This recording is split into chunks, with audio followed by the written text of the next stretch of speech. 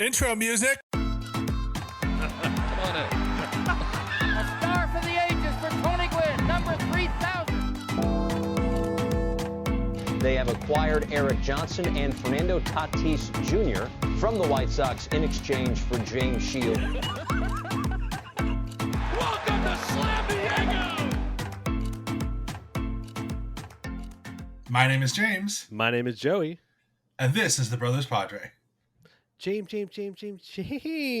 We're recording again together.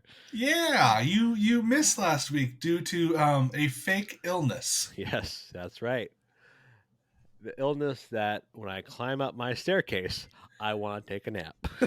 So for the viewers, I told everybody last week that your daughter got sick, but since Yeah. you're such a phenomenal parent and you've taught your daughter sharing, Yeah. Oh, yeah. I mean, sharing is caring. And she gave me what she was sick with. And, yeah, I would not recommend it. 0 out of 10.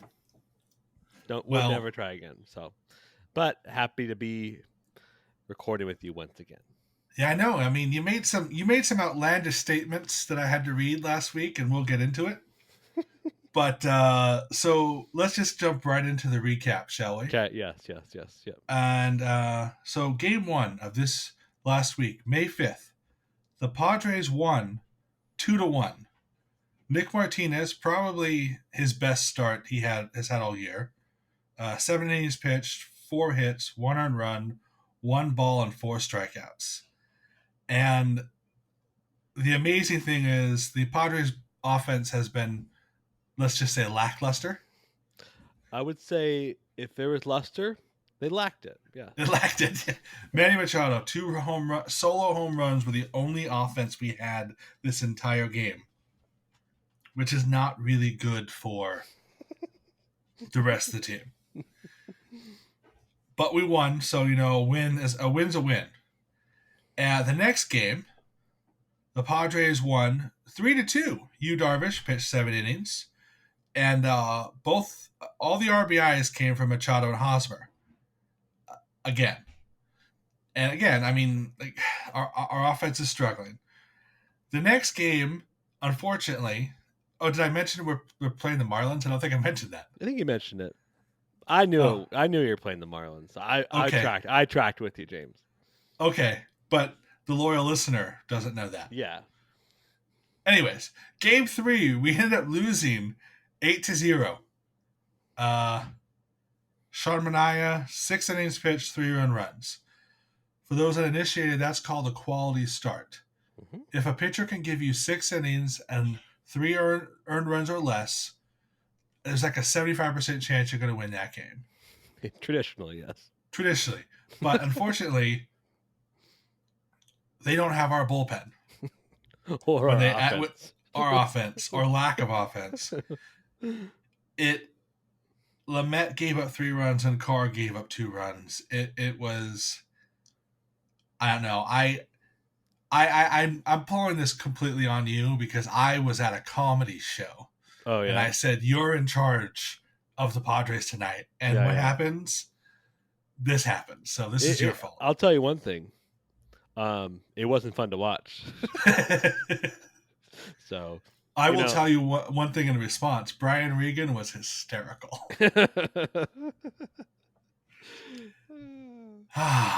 Anyways, game 4, the Padres ended up winning 3-2. Musgrove, I still think the front runner for the Cy Young. 7 innings pitched, 0 earned runs, 1 walk, 8 strikeouts.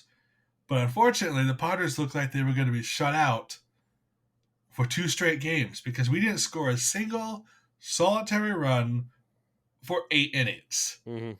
until Jorge Alfaro hit a 3-run home run to walk off the game, which is probably the most exciting hit all year so far. Yeah, it's the most exciting hit. I mean, in baseball, right? It leads. There's been not there's a stat called wins probability added, James. Basically, it says a certain event that triggers a probability the team is winning. It's a very linear stat based on all baseball games ever. At the time when Jorge Alfaro stepped up with 2 outs with 2 men on base, down by 2, we had a 9% chance of winning that game. One swing of the bat, 91% increase.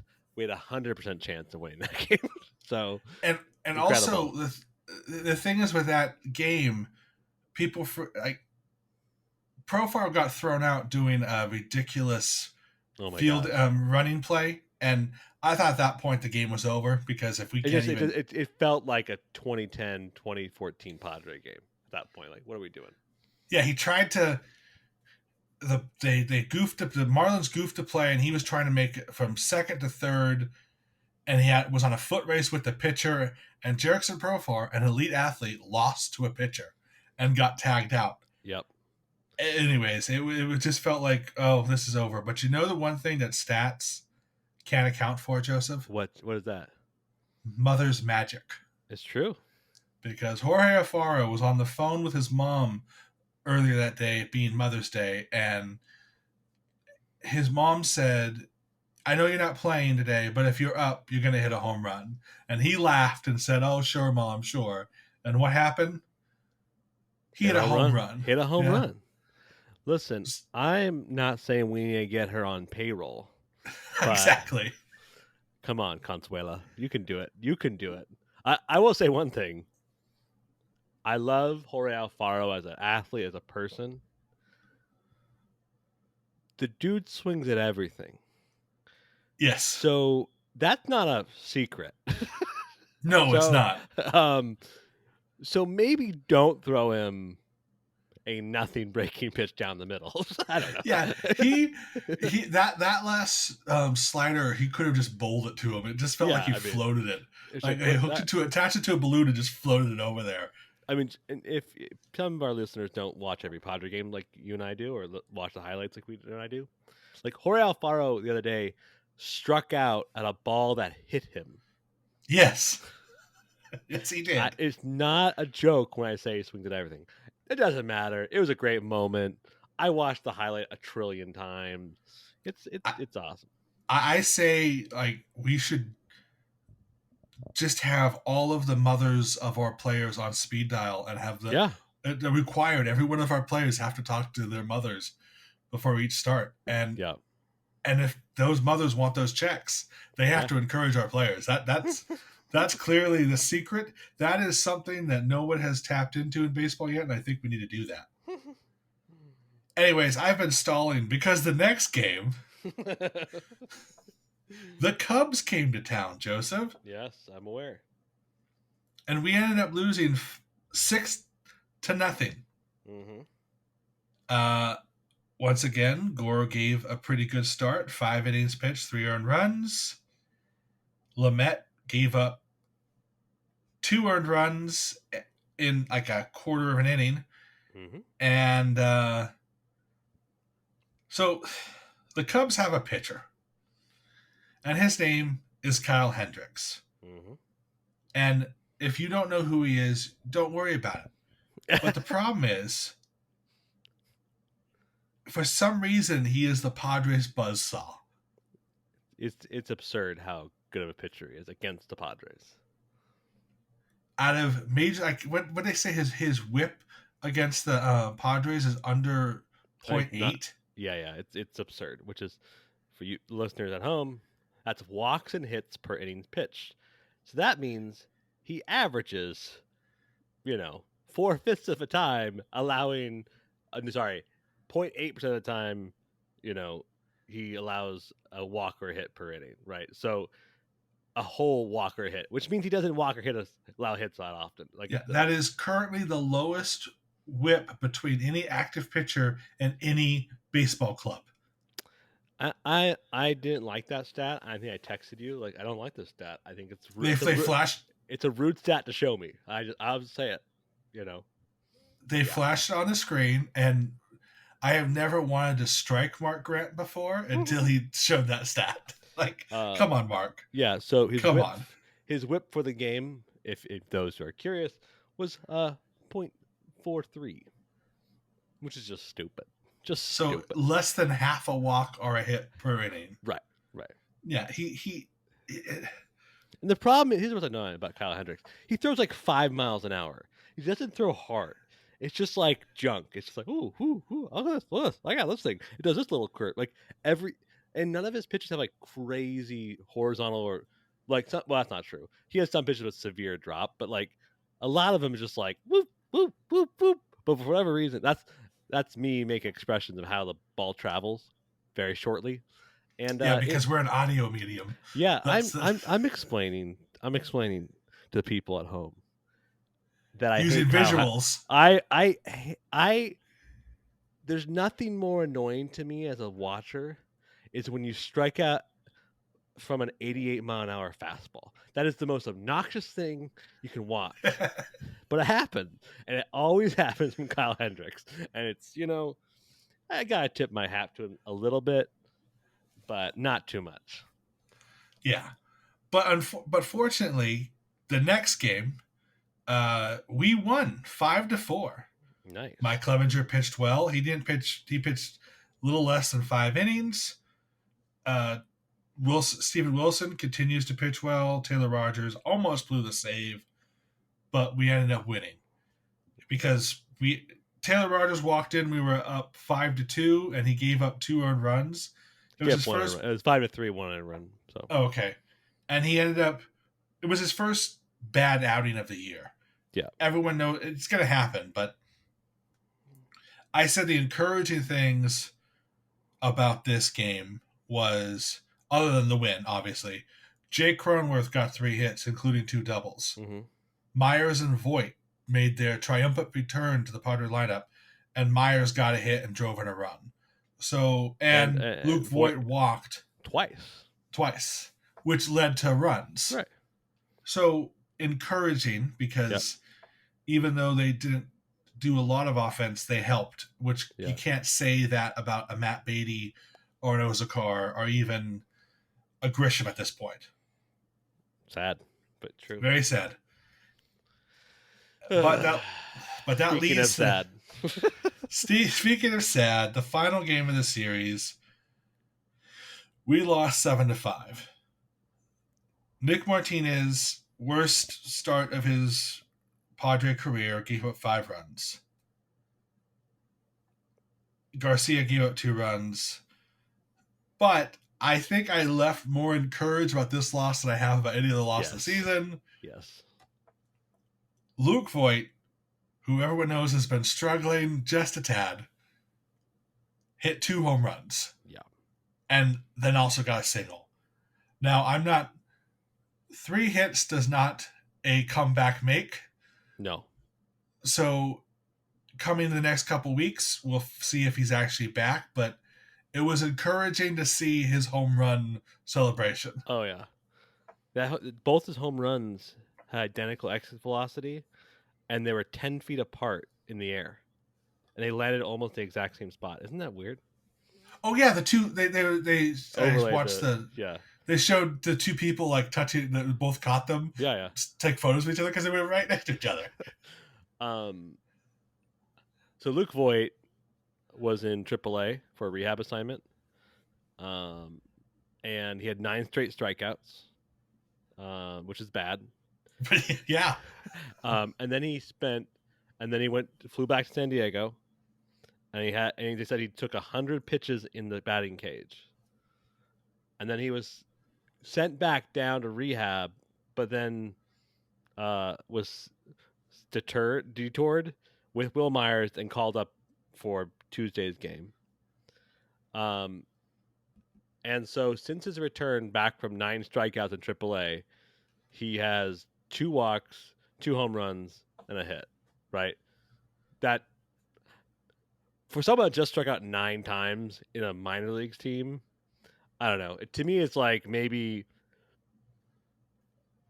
it's crazy to me sometimes athletes can be that way, where it's like the higher pressure or whatever can just like, or it's all mechanical, right? That he just like, he got to have 1 session in the batting cage and he was great. But yeah, it was super encouraging. Super encouraged, yeah. Very encouraging. I was gonna say our batting coach clearly was like working with him, maybe saw something, or he could have just had the yips and been like, I just need this.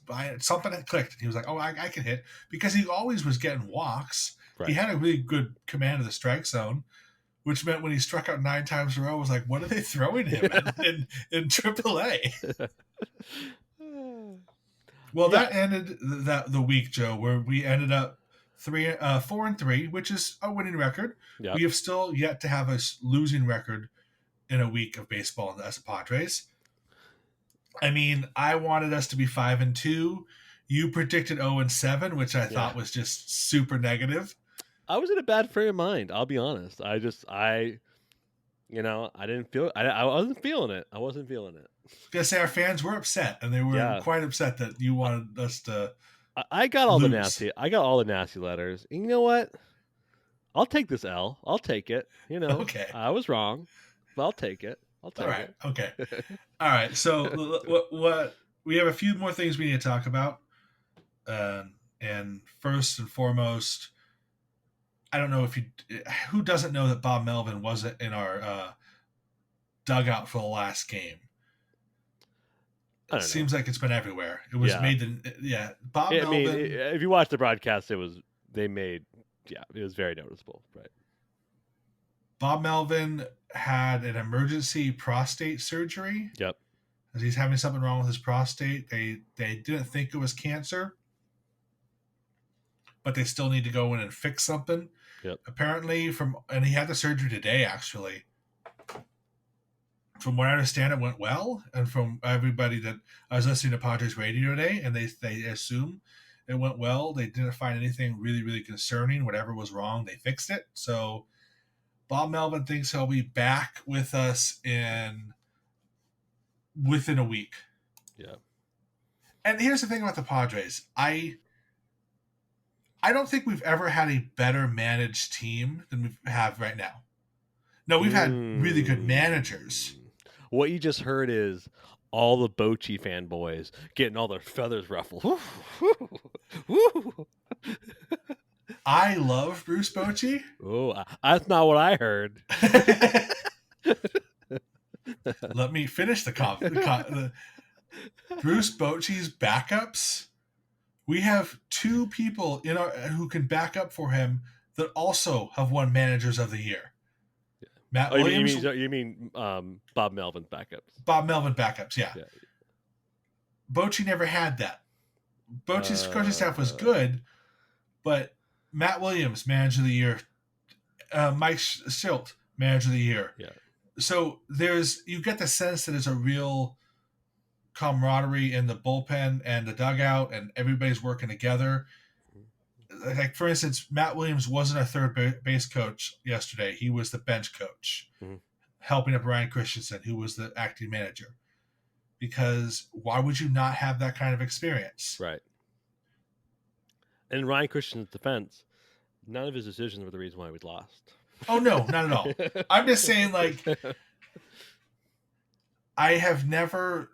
is the first time I can ever remember a Padre manager not being here for a health reason. But also, I'm not really panicked about it because we have such a good management. They've built such a good management staff around them. Yeah. I mean, we wish Bob all the best, and I feel like he's there's no reason to believe he's not going to come back, and people said the recovery is going to happen quickly, and so excited to have him back. And I totally agree. I don't agree with all the Bochy hate, but I mean, I mean, that's a cancelable offense on Potter's Twitter. Just go against Bochy. So I will say one thing about Potter's you talk about the guy that never led us to World Series victory, but somehow won 3 with San Francisco. That guy? Guy? Oh, there is a little bit. There's a little bit of something there. I'm just saying, if you want to start something of Brochy Bros, yeah. Listen, Bruce Bochy and I have the same favorite taco shop that you hate. And it is the most overrated taco shop. It's terrible. Shout out to Rob's Jalapeno in the Coral Mountain. Anyways, James, it's overrated. Don't go there. Go to any taco shop in Escondido. It's 10 times better. You know what, James? Here's what I'm gonna tell you. I'm gonna tell you this one thing. I can't believe you hate Bruce Bochy so much. I can't believe that I don't know. It shook me to my core. Just shook me to my core. You know what? I'm gonna I don't have any words to describe your lies and slander. But if you want to come at me, I will defend myself. It's on wax, dude. I can rewind this podcast and I can hear you say that you basically said that Bochy was the worst manager the Padres ever had. First of all, did you just say it's on wax? Yeah. Listen, What century do you live in? Not the current one. And I'd be surprised if it was the last one. Yeah. I don't know, James. I think Bochy was cool. So I agree, but Bochy's support staff wasn't as talented as our current support staff, and his favorite taco shop sucks. Speaking of support staff, though, there is seemingly something that doesn't quite make sense in the front office. That I feel like the 90s front office had a better grasp on. And that's bringing in certain people in a certain time that perform. Greg Vaughn, Kevin Brown come to mind, right? What doesn't come to mind is Robinson Cano to the 2022 San Diego Padres. Yeah, currently the Padres are in negotiation to sign Robinson Cano as early as tomorrow. And I texted you this. Hideo Nomo threw the very first pitcher that Robinson Cano faced was Hideo Nomo. Hideo Nomo is a devil ray. If you don't know who Hideo Nomo is, that's okay. He's from a long time ago. in the before time. So Robinson Cano's old, got designated from assignment from the Mets this year because he can't hit. He's a middle infielder, first baseman, lefty hitter, 8-time All-Star. He also can play in the outfield. 8-time All-Star, 8-time All-Star, 5-time Silver Slugger, twice caught with PEDs player. It befuddles me, James. We have signed. We didn't make an emergency podcast about. We don't make emergency podcast about minor league signings. We made a decision about that. That's just if you don't like that, I'm sorry. We'll try better. Yeah, exactly. But we have signed Shogo Akiyama, who was a struggling middle infielder, outfielder from the Reds. We signed Sergio Alcantara, who was dropped from the Diamondbacks, who's also a lefty middle infielder, outfielder. And now we're going to sign Robinson Cano. Like I don't know what the hole they're trying to fill. According to AJ Cassavell, that basically they're looking for a lefty bat off the bench that historically has great splits against righty pitching, and someone that can occasionally sub into second base and first base later in the game. I have said this twice now, but I'll say it 3 more times. Third time. It just doesn't make sense because I don't know if you've been watching the same Padre team, James, but the holes in our offense aren't the middle infield. Up until now, like the past week, Jake is starting to hit. Kim, for a long time, was our third best hitter. Hosmer and Machado, fine. There's a deep, deep, deep gap between them and the outfield. Trace Thompson got called up. Batted .08. That's terrible. Trent Grisham has now just got over 200. Ozokar, sub 200. Profar had a red-hot start. It gets on base a lot, but doesn't not hitting a bunch. Will Myers is back. So, to me, it's like, of all the things you could do, you want to make our infield more complicated. You want to get a guy who has been horrible this year, and someone who like just is going to sit on the bench. I don't need a bench player. And like I don't know. And then this whole idea of like, oh, because Tatis grew up so close to him, they knew each other. Like Robinson Cano is such a big deal in the town they're from, and that's all great, you know. Like, but like Tatis was a top 5 MVP finisher last year. He without Robinson Cano, so he's going to be like the MVP this year because Robinson Cano. What is this? We have been told now several times.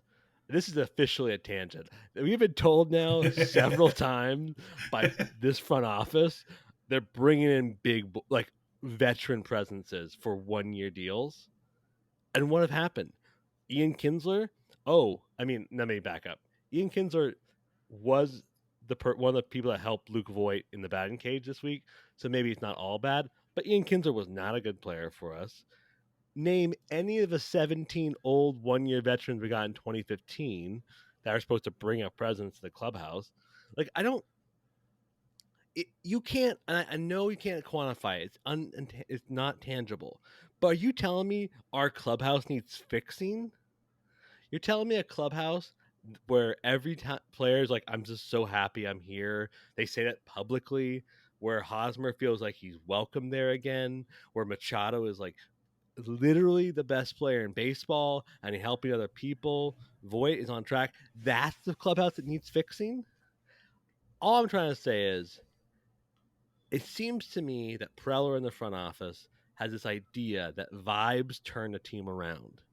And listen, I was not a part of the great early 2010 Texas Rangers, so I don't know. I don't know if that's true in those teams. But to me, maybe the vibes are fine and stop tinkering. I don't need a washed up former All-Star to sit on the bench to replace a potential better outfielder or a better bullpen arm. Can I speak now? Yes, you may have the floor. Okay. Wow, that was like 9.5 minutes. A couple things in defense of Cano. Oh, yeah. The thing that the front office is trying not to say publicly is our offense is terrible. Our offense production in the outfield is terrible. Robinson Cano can play left field. Jerickson Profar is not an everyday player. He led the team in home runs for like 10 seconds. Oh, I know. He is not, and he is a really good spot starter, relieve, call him off the bench. He can do a lot, but he cannot play every day, and he's proven that, especially this year. Until there are bigger pieces available on the market, we're just trying to fill in gaps. If Robinson Cano can come up and hit 235,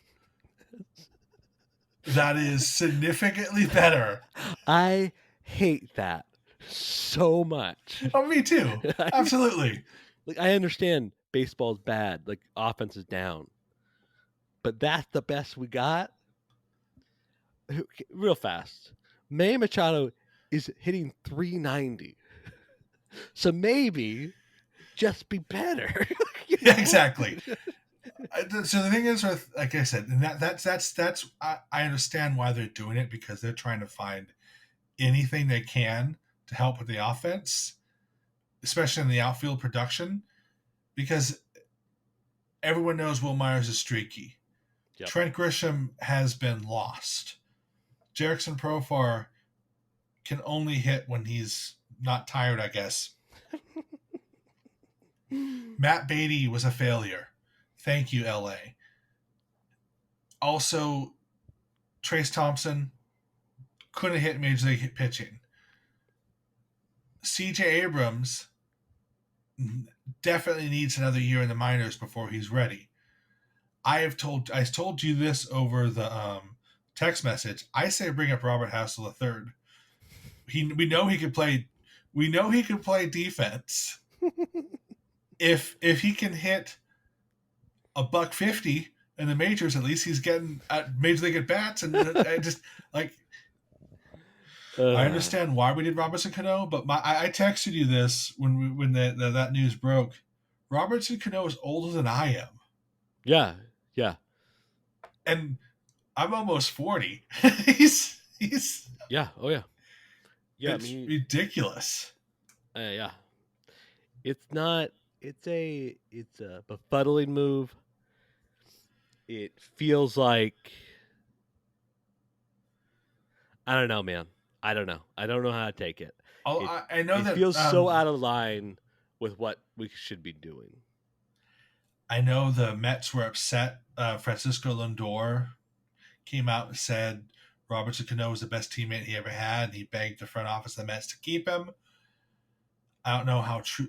I don't know what that means. The Mets aren't a really good hitting team either right now, so it's weird that they're dumping a decent guy. Well, actually, he's not that decent, but he's hitting. He has a better batting average than Pete Alonso does right now. Yeah, but Pete Alonso can hit 900 feet home runs. Yeah. I strike that from the record. I take it back. I take it back. I don't know. It's befuddling. It's weird, but who knows? Maybe he might have that. The Mets have to pay him $37 million the next 2 years, and the Padres only have to pay him league minimum. Maybe that's enough to just like spark a little bit something out of the old guy, and maybe he wants to hit a little bit better. Pujols did well as a Dodger in a very limited role. Listen, I'm not saying I could be wrong. I've been wrong before. For example, I'm currently wrong about a certain first baseman of ours, right? Yes, me too. I mean, our listeners should know we are very aware of this, and we will mea culpa ourselves, okay? But we have to see it play out. We are not going to preemptively call ourselves out, okay? Yeah. I promise you, listeners, if Eric Hosmer's an all-star, I will do half of mea culpa. If Eric Hosmer is a positive WAR player by the end of this year, I'll do a full mea culpa, okay? That's my promise. That's my promise. He can't make any more boneheaded defensive plays like he did the other day. Oh, my God. But he's done that his whole career. Yeah. But again, if Eric Hosmer continues to hit, yeah, I mean, we might have to get tattoos. Yeah,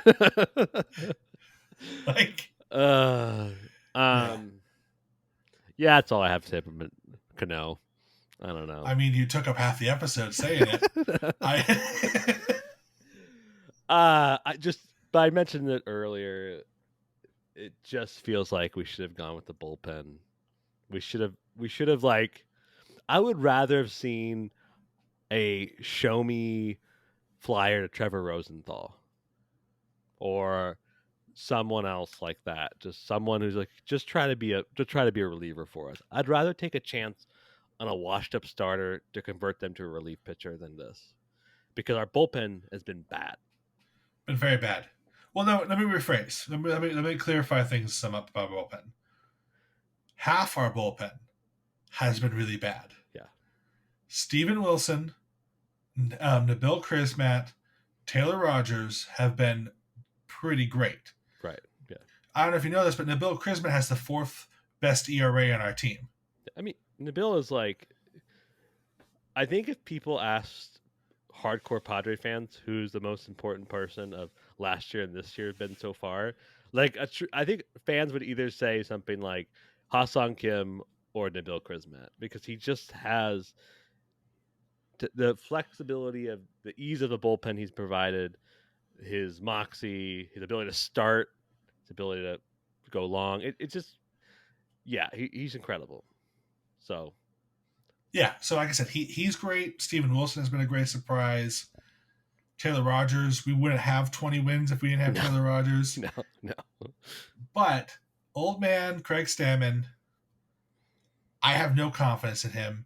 He doesn't. He has literally no. He looks like an old man throwing. Oh yeah, I mean, I texted you this. He's like, he has a tired dad look. A tired dad who just like spent all morning at Home Depot, took his kids to a t-ball practice, and then had to go to Costco. That's the old man tired look. He's just like, Yeah, he does. he's just like, he always has his hat up. He's like, oh, He does look this crap again. Yeah, he does look really old, and all he wants to do is complain about his job. Oh yeah. And Lamet is. Oh my gosh. How can somebody with that good of stuff give up so many hits? Well, his stuff isn't that good anymore. He's not. His fastball doesn't touch 99-100 anymore. His slider doesn't have as much break, and he keeps saying he can get back there, but he's intentionally avoided a Tommy John because he said he wants PRP injections. He want to do that route, and there's only been like one pitcher in the history of baseball that's worked well. And that's Masahiro Tanaka, and the rest of it just like it's very tough. And his stuff has been. I mean, in 2020, Lamet was near the end of the season was one of the most filthiest pitchers in baseball. Just super he had aggressive. Cy Young votes. Right. Hyper aggressive in the zone with a fastball, a slider that just would just destroy you. And it's crazy. And now it's just like 94 mile an hour, like nothing fastballs. I say nothing. I can never throw that fast, but you know what I mean, fans. And the slider doesn't slide as much. It's so sad. And then you have Garcia, Luis Garcia, who like every other game is like great, and then he has like the game he did yesterday. Couldn't hold together. Tim Hill has been iffy. Tim Hill's out right now, but Yeah. Tim Hill. The problem with Tim Hill is he's been doing his job. He's been getting ground outs. Yeah. But they keep bouncing through the infield. Right. It's really frustrating. I feel bad for Tim Hill. I think when he comes back, he'll still be a really good person for our team. But our bullpen just needs help. So the help, I think the Padres are thinking Michel Baez is in a rehab assignment right now in Alec Elsinore. Adrian Morejon is also in rehab. And they both are eligible to come back on June 7th, which is less than a month away. Drew Pomeranz one day will live up to that horrible contract we gave him, I'm sure, in June and come back. And Pierce Johnson is also supposed to come back first week of July. So I think that's kind of... Well, it's obvious the Padres are trying to... The thing is that because we have a good coaching staff, we are so winning. Yeah. We how many games our bullpen has blown? We should have 30 wins. We should have 25 wins. We should have at least... We should be the best team in baseball. Yeah. With how good our starting pitching is. Our starting pitching is the best starting pitching in baseball. Like, when Snell comes back, and if he's dominant Snell... Nick Martinez is going to go to the bullpen. And that will he, James? You promise? I don't know, but it's the most logical one decision because he has been a bullpen guy before. And that will shore up the bullpen a little bit to have another good arm in there. But then again, Snell still has to prove himself. Do you think we go through with a 6-man rotation? I think so, and I listened to Coach John Quintero's show today, and he had a great point. He thinks we continue with a 6-man rotation, and every time there's a day off, they just drop Mackenzie Gore's start. So that will give him length, keep him in the show, and because he's a young pitcher, he's definitely on an inning count. That will keep him on the team for the entire season. Not a terrible idea. I wonder a little bit, like, I don't know. I'm not convinced, like some people on the internet, some fans that seem to think that 5-man rotation is like the needed thing, especially if you have 6 legit good pitchers. But I do think I wouldn't be opposed to piggyback starts at all. I wouldn't mind if Gore goes 5, Martinez 3, or Clevenger and someone else. Like I wouldn't mind that at all. I think I wouldn't either. I think it's the bullpen is obviously not getting to the ninth is the toughest thing in the Padres. The current Padres struggle is getting to the ninth. Like, having bad offense has been one thing, but like if we could get to the ninth some of these games, we'd win them. But we can't get to the ninth because the 6th inning comes around. Guess what? Another quality start from another good pitcher. 7th, 8th rolls around, and we can't hold it together. Our bullpen gives it up. And so I would love it if we could start doing Martinez for 2, or, I don't know. Or Gore and Martinez piggyback starts could work totally well, right? I agree, but flip I them think around, they bring up a right-centric lineup. Martinez comes in and finishes the job. I don't know. No, I think Bob Melvin's going to come back from his little break, little health concern, full of great ideas. Yep. The greatest idea that Padres have had in the past 5 years? What's that? Signing Manny Machado. Oh, yeah. Yeah. There's no doubt about that. The man is clearly the MVP so far. And you wanted to trade him last week for a couple of relievers. You know what? You got to take some L's every so often. You know what I mean? I wasn't feeling so good, but I'll own it. I'll own it. So, Manny Machado, whom we love on this show, currently leads Major League Baseball in Fangraphs WAR with 3, Baseball Reference WAR, in batting average, in runs, in hits, in total bases, and in total win probability added. That's in Major League Baseball. Dude is as hot could be. I don't think we've ever seen him play. How many games have he played? 30 some odd games now? Yeah, we're 31, 32 games for us. Mm-hmm, yes. I don't think we've ever seen him play this hot in a 32 game stretch. I don't think he's just there's nothing that, I mean, it's at this point now when he doesn't get a multi-hit game. I'm like, is he okay? I know, right? Is this the turn? Is he not? Is he regressing? So in that same Twitter thread I mentioned from Nick Lee, he said Machado's on pace for a 15.2 Fangraph WAR, which hasn't happened since probably the 1837s, right? Like that's how it. The highest WAR in modern baseball was Doc Gordon, the pitcher for the Mets in the 80s. And the highest WAR of all time, this might shock you to know this, was Babe Ruth. Oh, really? Was he good? Yeah, I hear so. He's no Shohei Ohtani, but I hear he's pretty good. Yeah, I hear he was a decent player. I mean, he wasn't good to his wives. But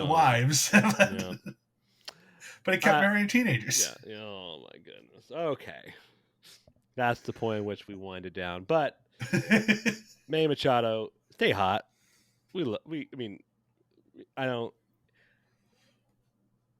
At this point now, his swing can progress his swing is just so sweet.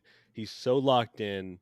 It's so repeatable. Like I now think for sure he's on a Hall of Fame path.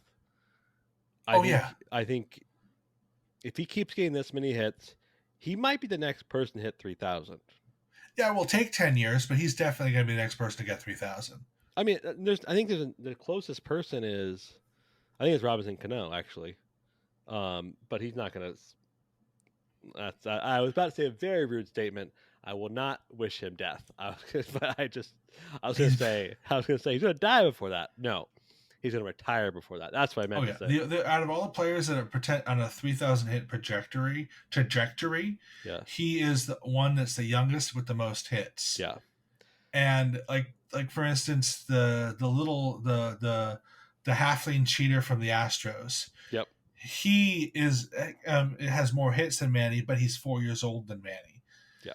So he's not going to get that, and he cheated. So he doesn't deserve to have any accolades after he's retired. It's also crazy to me that Manny Machado has like 11 career Grand Slams as a 29-year-old. Yes. To me, it's like, that's insane. Yeah, I'm a little biased because I'm from Slam Diego, but you know what? It's still pretty cool. It is pretty cool. Well, James, you are not wrong. What do you think our record is going to be after we face, on the road, the Atlanta Braves of Atlanta and the Philadelphia Phillies of the birthplace of our country? So we play 3 games in Braves and 4 in Philly. Is that right? Well, here's the problem. Our biggest competitor when we go to that side of the country is the weather. Yeah, it's true. It's totally true. It's 100% true. The Braves actually have a worse offense than we do. They have more home runs than we do, but they have less hits and they have less runs than we do. Mm-hmm. They don't have as good starting pitching. But they do have a better bullpen. I think we're going to take 2 from the Braves. Okay. The Phillies concern me because they have a terrible pitching staff. Right. They only have one really good pitcher, and that's our catcher's brother. That's Nola. I mean, okay, they have 2 really good pitchers, but I don't think we're going to see either one of them. But their bullpen is the worst. Like, our bullpen's bad, theirs is the worst. Mm-hmm. Like just ask the Mets how bad their bullpen is. Yeah. They scored 7 runs in the 9th inning to beat them, and the Mets weren't even concerned when it came to the 9th inning because we know their bullpen. The problem with the Phillies is they have some of the best poppers in. Oh, it's crazy. Yeah, like they have every one of their hitters seems like they can hit 40 home runs. Kyle Schwarber, Nick Castellanos, Bryce Harper, JT Realmuto, Rhys Hoskins. Those are all everyday players. Yes. They're not just like platoon. And that's not including Alec Boehm, who's been hitting better and better. Gene Segura's always gets hits. And that's like 7 people. They have a very potent offense. But if our hitters can, that's the one that can go either way. But because I'm an optimist, I say we're gonna be 4-2. We're gonna lose 1 to each series. Okay, I like that. I think that the Braves. I think the Braves pitching is just good enough. Here's the thing: if Wednesday's offense shows up on the road, I feel very good about both series. Me too. If Wednesday offense was a fluke, we're going to lose 2 games to the Braves and lose 1 to the Phillies. So you're saying 3-3. 3-3. Because the Braves pitching is good enough, and they have the ability to go long. Right? Let me see who's pitching tomorrow. I wonder for the Braves. Max Fried, former Padre, of course. Big game Charlie Morton's on Saturday, and Kyle Wright on Sunday. Yeah. Kyle Wright and Max Fried are monsters. So I would probably say we're going to drop 2. But if our offense is for real, if Voigt's back, if Voigt is a legit destroyer of baseballs again, I can't believe I'm saying this. Hosmer, Machado, and Voigt might just carry us, and that's okay. So yeah, I'm saying 3-3, but I think if the offense is for real, probably 4-3, or even 5-2. If the offense is for real, we're only playing 6 games. Sorry, 5-1, whatever. Okay, all right, okay. Yeah, James, feels good to be back in the recording chair. Thank you so much for all your well wishes. Although I think you're on a couch right now. I'm actually on my bed. Oh, okay then. Very comfy. The couch doesn't quite work because it's just not the right angle. This is really fascinating information. People really like it's literally inside baseball. Anyways, we're on Twitter at Brothers Padre. We're on YouTube. You're probably listening to us on YouTube. Thanks so much. We're on Spotify. Thanks so much for your continued listenership. And until next time, go Padres. Go Padres. There it is! Ho ho, doctor! You can hang a star on that, baby!